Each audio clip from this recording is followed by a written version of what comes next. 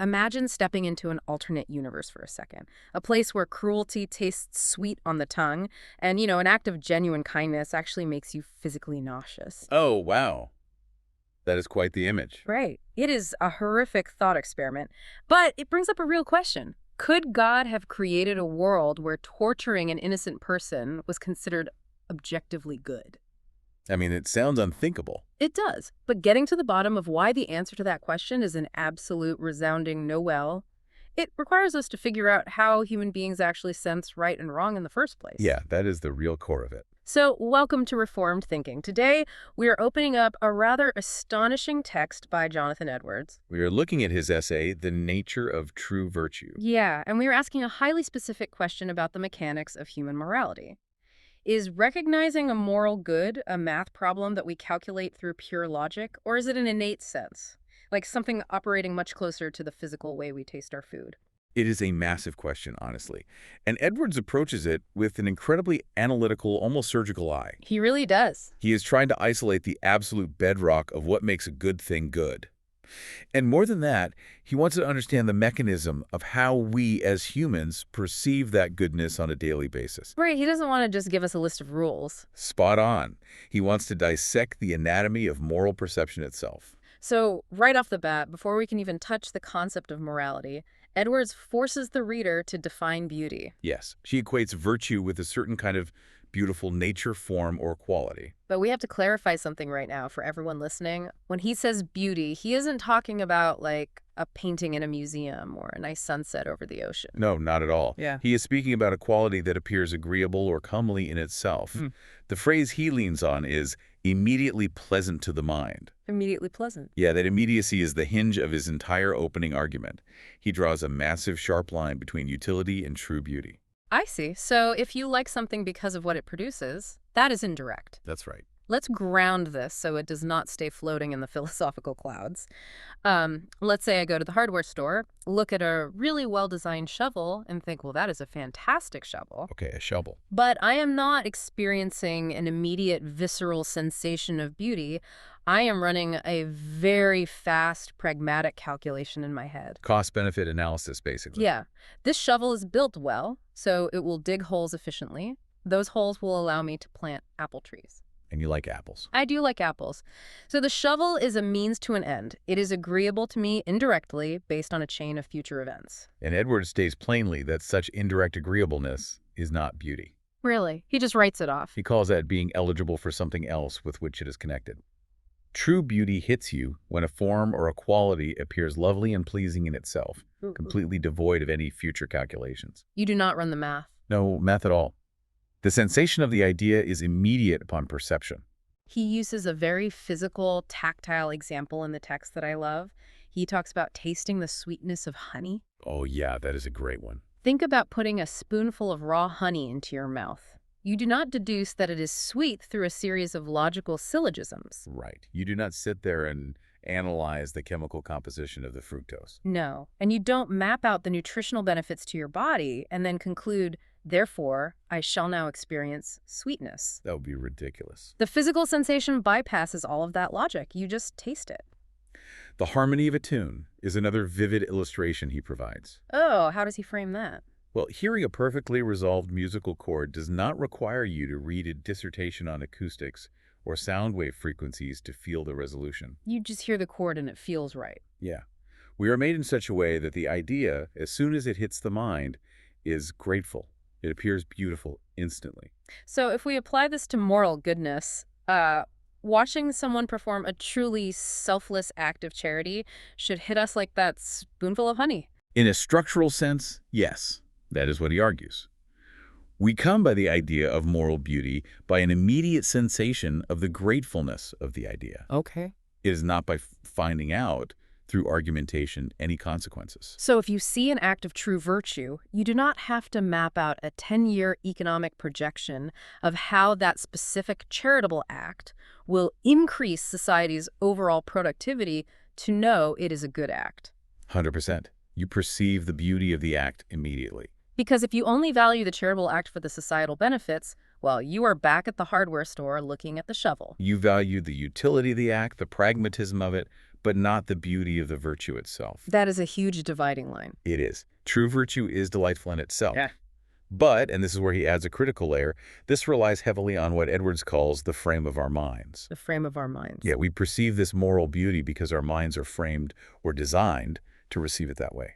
Wait, I am struggling with this conclusion. I have to push back here for a second. Sir, go ahead. If virtue is just a taste based on the frame of our minds, aren't we just talking about blatant moral relativism? Ah, I see where you're going. Like, who's to say my taste buds are right and someone else's are wrong? If someone else is framed to think that cruelty tastes like honey, what stops them from saying their truth is just as valid as mine. That is the big question. If it is all about an immediate sensation, it feels like reason is thrown out the window entirely. Well, that is the exact trap Edwards sets up to dismantle. He knows that is the natural objection. So how does he get out of it?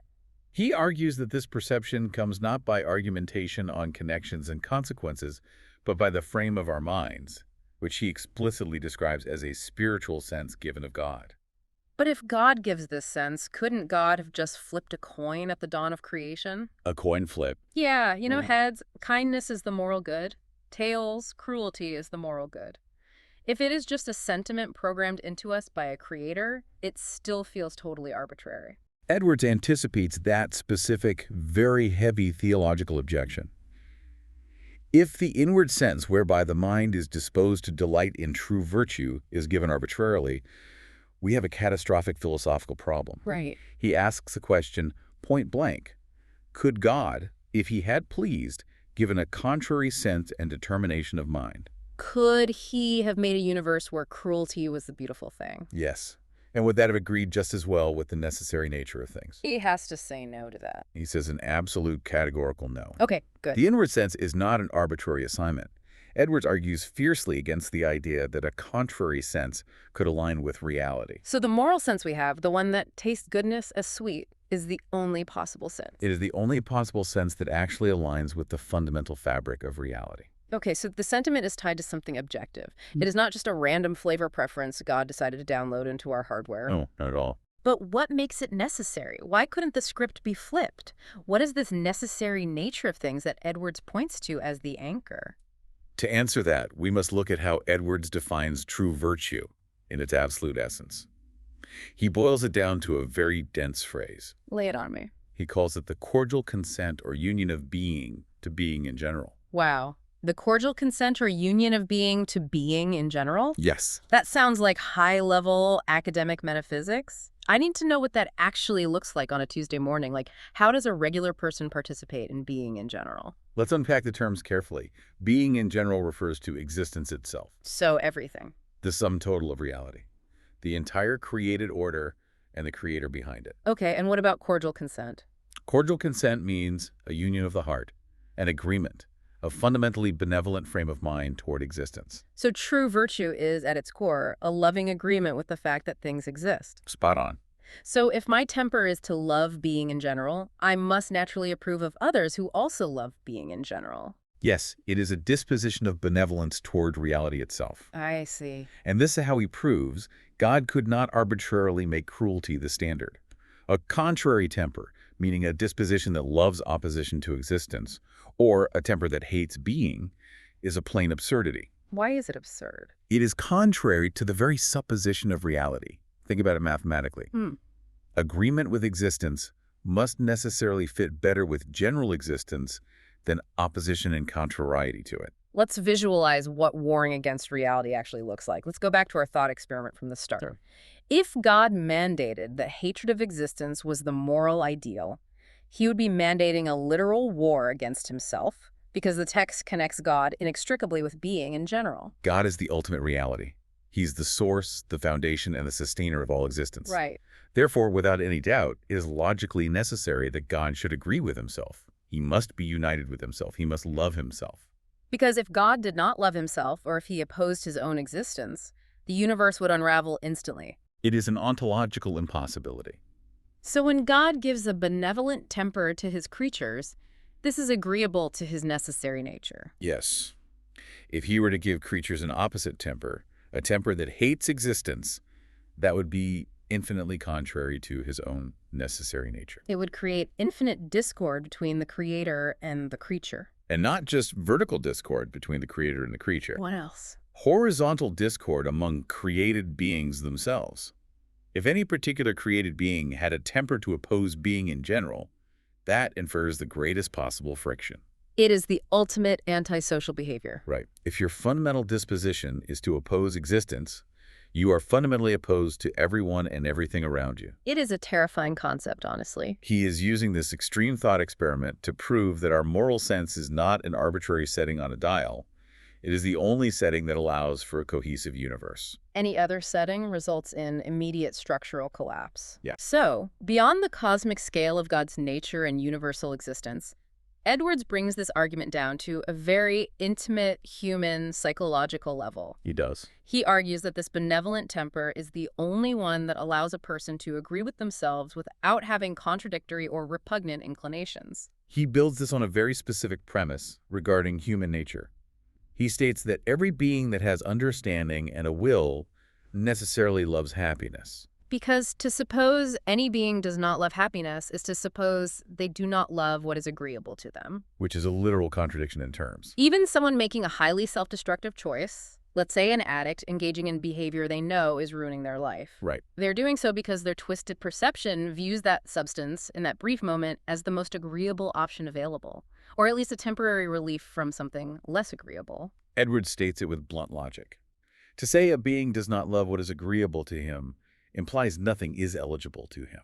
He would have no faculty of choice. He would have no will. So, premise one, we all want to be happy. We are biologically and spiritually wired for it. That's premise one. Premise two, to avoid having internal desires constantly fighting each other, a person must approve of inclinations that desire the happiness of being in general. Yes. But I have to ask, why? Why can't I just want happiness for myself and want misery for everyone else? Why can't I be successfully, happily selfish? Well, Edwards points out that if you had a temper inclining you to love the misery of being in general, and that temper prevailed universally, it tends to universal misery. And since I am part of the universe, a part of being in general, a tendency toward universal misery is a tendency toward my own misery. Spot on. If you love universal misery, you in effect love a tendency to your own misery. Oh, wow. But we already established in the first premise that you naturally hate your own misery and love your own happiness. Right. Thus, you would be torn apart by contradictory desires. You would have one inclination completely repugnant to another. You would be structurally self-inconsistent. I cannot build a coherent psychology on a desire for universal destruction because I am trapped inside the very universe I want to destroy. That is a great way to put it. It is like drilling massive holes in the bottom of a wooden rowboat I am currently sitting in. I'm cheering loudly as the cold water rushes in while simultaneously desperately wanting to stay dry. Yeah, the desires cannot coexist without tearing your mind apart. And Edwards adds another layer to this internal contradiction involving the concept of self-love and the desire to be loved by others. I find this observation so universally true. The text says it necessarily follows from self-love that men love to be loved by others. When others love you, their love agrees with your own love for yourself. It is a reinforcing feedback loop. You value yourself, so you appreciate it when someone else also recognizes that value. But look at what happens if a person claims to love universal hatred. Right, let's play that out. If your core temper is opposed to being in general, if you champion hatred and discord, then you are championing a system where everyone hates everything. Meaning everyone would hate you. Absolutely. And if you love this system of universal hatred, you would, in effect, be loving the hatred of yourself. But your self-love naturally recoils from being hated. You shrink away from it. So once again, it is a logical impossibility to maintain self-consistency while opposing universal benevolence.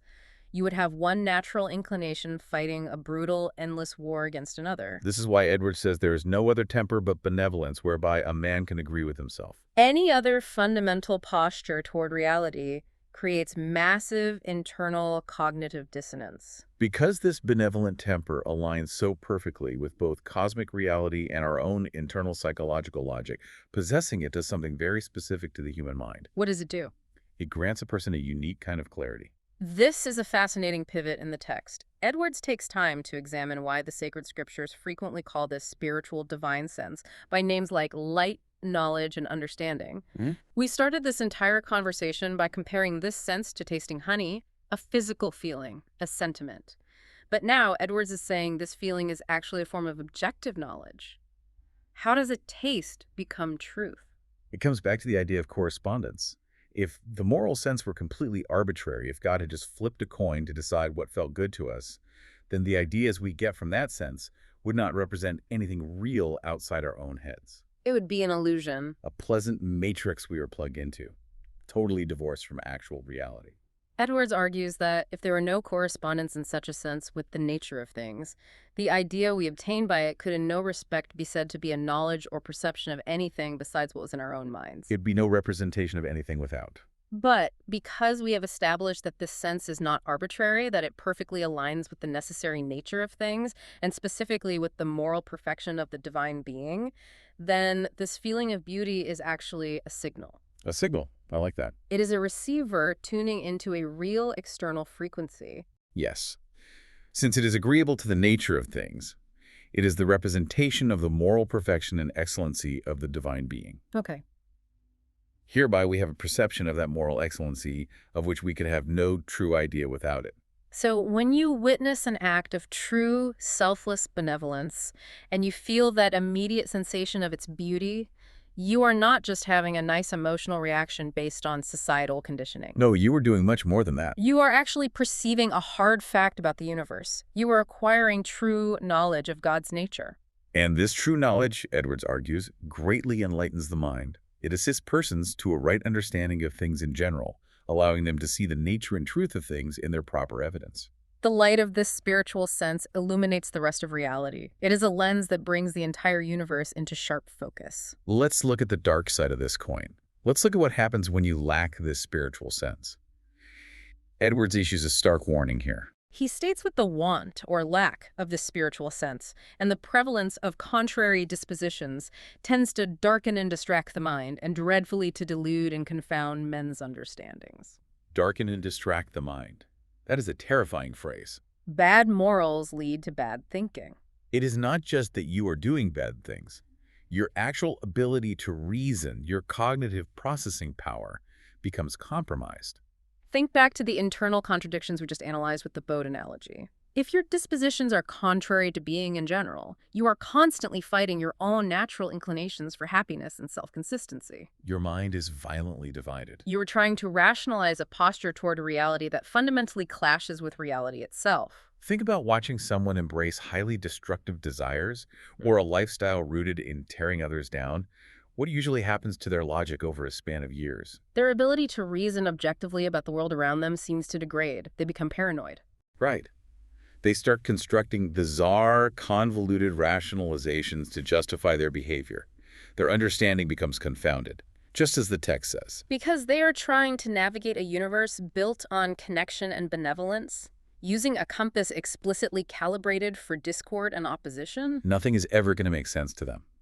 The data they receive from the world will constantly frustrate them. Because they are misinterpreting the fundamental laws of motion of the moral universe. So possessing this spiritual sense is like having the floodlights turned on in a pitch-black warehouse. Sure. You can suddenly see where the machinery is, so you do not keep walking into it and injuring yourself. But wait, this brings up a massive, highly practical objection that I am sure anyone listening is thinking about right now. I know exactly the hurdle we have hit.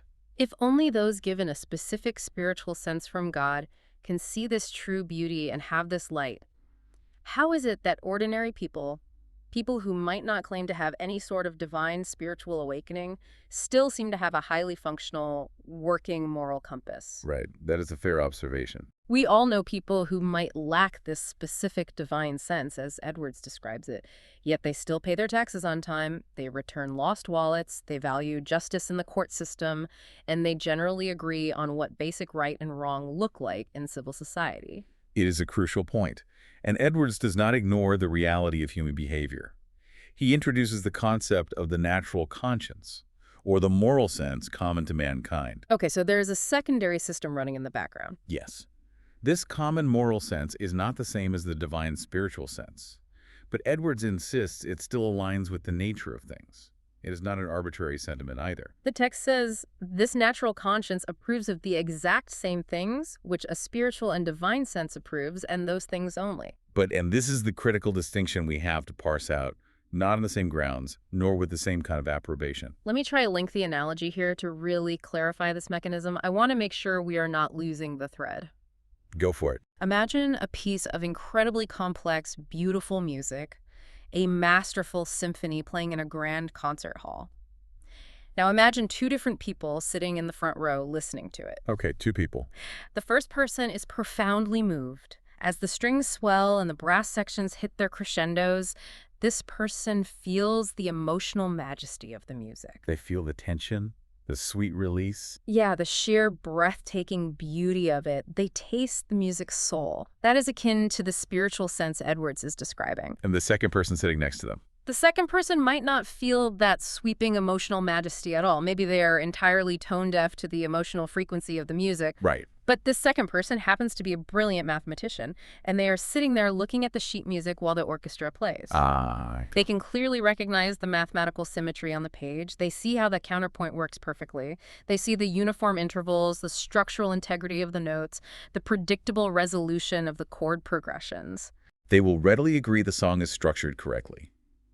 Masterfully, even. They approve of it, but they completely lack the taste of its divine beauty. That is an exceptionally fitting analogy for how Edwards frames this argument. He says that the inferior moral sense, the natural conscience, consists in approving the uniformity and natural agreement there is between one thing and another. Uniformity and natural agreement. They are seeing the math on the sheet music. Precisely. They have a disposition of mind to consent to, or like the agreement of the nature of things, or the agreement of the nature and form of one thing with another. They recognize when a human action structurally fits the reality of a situation. They see the symmetry. So when someone operating solely with a natural conscience sees a person working hard in a field all day in the hot sun and then receiving a fair wage at the end of the day, their mind registers the uniformity of that transaction. Effort matches reward. It clicks. It is symmetrical. It makes structural sense. And conversely, when they see someone steal the wages from that hard worker, they register a violent clash, a lack of agreement. It is structurally offensive to their mind's innate desire for uniformity. Edwards argues that such a temper of mind, one that prefers structural agreement over structural chaos, is still more agreeable to the nature of things than an opposite temper. So even the natural conscience, which relies entirely on recognizing structural symmetry rather than tasting divine beauty, is still firmly rooted in objective reality. It is not an arbitrary preference. Correct. It is established in agreement with the nature of things. He argues that no sense of mind that could be supposed of a contrary nature and tendency could be so established. Okay, but this leads us to the final and perhaps most visible, most glaring challenge to this entire framework Edwards has built. I have a feeling I know what it is. If mankind shares this common natural conscience, and if we are all structurally wired to prefer uniformity and natural agreement, why is there so much brutal arguing over what is right and wrong? It is a valid question. Look at human history. Look at the evening news. We have completely different moral codes, wildly different laws across borders, different ideas of what deserves a bronze statue in a public square and what deserves a life sentence in a prison cell. It looks messy from the outside. How can Edwards claim a universal moral foundation when the surface of human interaction looks like total, unmitigated chaos? He tackles this contradiction directly through a fascinating linguistic argument. He looks closely at how we actually use words in everyday life. The text says the use of language is to express our sentiments or ideas to each other. Specifically, he focuses on terms by which things of a moral nature are signified words like right, wrong, good, and evil. Yeah. These words express moral sentiments which are common to mankind. He argues that the moral sense in natural conscience chiefly governs the use of language. By such words in common speech, we mean that which deserves praise or blame. We have a shared underlying sense of desert. But Edwards poses the exact question you just asked. If sentiment is the rule of language, and sentiment is clearly different in different persons and nations, one group vehemently praises what another group violently blames, how can virtue be anything other than arbitrary? How is it not just determined by the shifting localized opinions of men? He divides the answer into two distinct parts. First, he asks whether men's sentiments of moral good and evil are casual and accidental. And his answer? His answer is that the general disposition, the base sense of mind that recognizes a desert of esteem or resentment, may be the same in all people. The core concept of merit, uniformity, and agreement remains universal across the board. it is the application of that concept that gets incredibly messy. I see. The text points out that the particular objects and occasions with regard to which this sense is exercised may be very various Why? because of partiality or error that may attend the view or attention of the mind. Partial attention. We do not look at the whole picture. We look through a keyhole and judge the entire room. We have a variety of apprehensions about things. We view them in various manners due to this partial attention. Plus, Edwards adds to that example, custom, education, and association contribute to these profound differences in innumerable ways. To pull our sheet music analogy back into the light, everyone in the concert hall has the latent capacity to recognize mathematical symmetry. Right. But if one person's vision is physically blurred, or if they have been trained rigorously since birth by their teachers to read the bass clef upside down, they are going to argue fiercely with you about whether the notes on the page match. The underlying capacity for math is the same, but the custom and education are causing a massive error in application. That is precisely what Edwards is arguing. The differences between nations concerning moral good and evil are not inconsistent with a general moral sense common to all. The machinery in the mind is the same. The data being fed into it, or the cultural lens it looks through, is highly distorted. And then Edwards moves to the second part of his answer, which deals directly with the mechanics of how we use words. He says the use of words like good and evil is not altogether unfixed and arbitrary. Because language, by its very nature, requires consistency to function as a medium of manifesting ideas. Mankind is obliged to aim at a consistent use of terms. You have to be consistent with yourself and with others, otherwise language completely fails to transfer meaning. The text says men cannot call anything right or wrong consistently any other way than by calling things so which truly deserve praise or blame. Meaning things where there is the most uniformity in connecting praise to them. And here Edwards provides two incredible, highly evocative examples that vividly illustrate what happens when people try to use moral language inconsistently. These examples are so sharp, let's share them and break them down. First, the thieves and traitors. The text describes a gang of thieves who get intensely angry at informers, the people who turn them over to the justice system. The thieves call the informers' behavior by the most odious names possible. They call them evil, wrong, betrayers, scum. But Edwards points out the glaring psychological inconsistency here. If the thieves put themselves in the place of those who've been injured, the innocent people they just robbed, they would absolutely approve of the same informer. If a rival gang stole this thief's hidden stash, the thief would desperately want an informer to help get his money back. They are completely capable of being convinced that they're applying these odious terms in an abusive, hypocritical manner. They are using the word wrong not based on a universal standard of structural symmetry, but based purely on their own partial, highly selfish attention to the situation. They change the definition of the word to protect their own interests. The second example operates on a much grander historical scale. Edwards describes an ambitious nation that prosecutes a design of universal empire. They subdue other sovereign nations with fire and sword. They are slaughtering innocent populations just to conquer the globe and expand their borders. And yet, what language do they use back home to describe their own soldiers? They affix terms that signify the highest degrees of virtue to the conduct of those who show the most engaged, resolute spirit in this bloody work. They call their killers virtuous and heroes. They build monuments to them. But again, the inconsistency is staggering. If another, more powerful nation showed up on their own shores with fire and sword, slaughtering their citizens to conquer them, would they call those invading soldiers virtuous? Of course not. They would call them monsters. They would call them evil. Edwards concludes that they use these terms inconsistently. They actively abuse language, and they are capable of having their mouths stopped by being confronted with this blatant inconsistency. Because there is no other way to use terms of good or ill desert in which mankind in general can agree. If we do not tie our language to a universal standard of uniformity, the words lose all coherent meaning. Good just becomes a synonym for what benefits me right now. Which brings Edwards to his final forceful conclusion on this point regarding language. Mankind in general seems to suppose some general standard or foundation in nature for a universal consistence in the use of terms expressing moral good and evil. We all assume the standard is there, even when we are arguing. Yes, it is evidently supposed in all their disputes about right and wrong. If there wasn't a shared assumption of a universal standard, we wouldn't even bother arguing. We argue because we both believe there is an objective truth to the matter that the other person is failing to see. If it was just arbitrary taste, we wouldn't argue. If I say I like chocolate ice cream and you say you like vanilla, we don't have a fierce, blood-boiling debate in the street about who is objectively right. We just accept the difference in taste. But when one person says a specific war is justified and another says it is cold-blooded murder, they are arguing with such intensity because they both appeal to a standard they believe is fixed in reality. The very act of debating morality with another human being proves that we instinctively know morality is not arbitrary. We expect the other person to be able to see the same structural uniformity we see. This has been a massive, intense philosophical climb.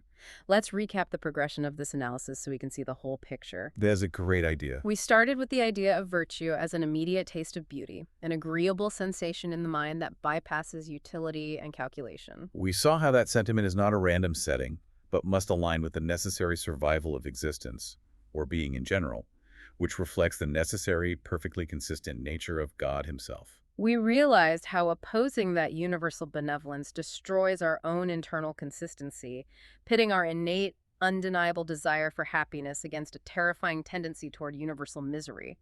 We drill holes in our own boat.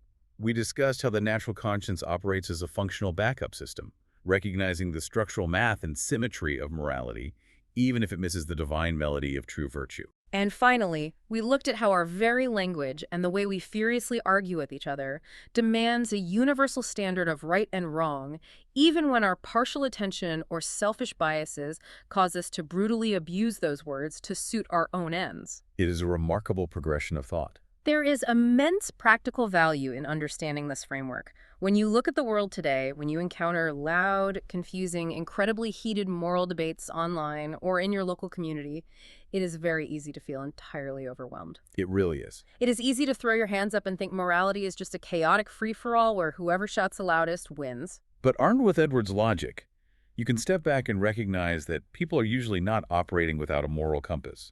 The natural conscience is in there. The innate desire for uniformity is in there. Rather, they are often operating with a massive degree of partial attention to the facts.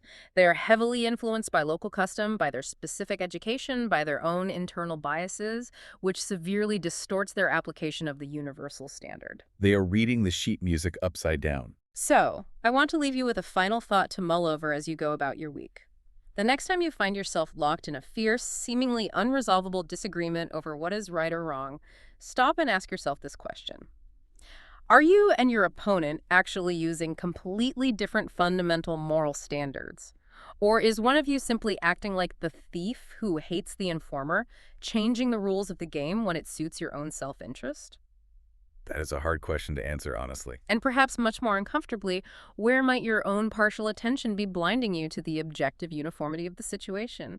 Where are you demanding consistency from others while giving yourself a pass? A lot to think about. Sometimes looking for the jagged white line of a broken bone on an X-ray is the wrong approach entirely. Sometimes you have to ask yourself if your mind is truly framed to taste the sweetness of reality as it actually is, or if you are just arguing over the utility of a shovel. Thanks for listening.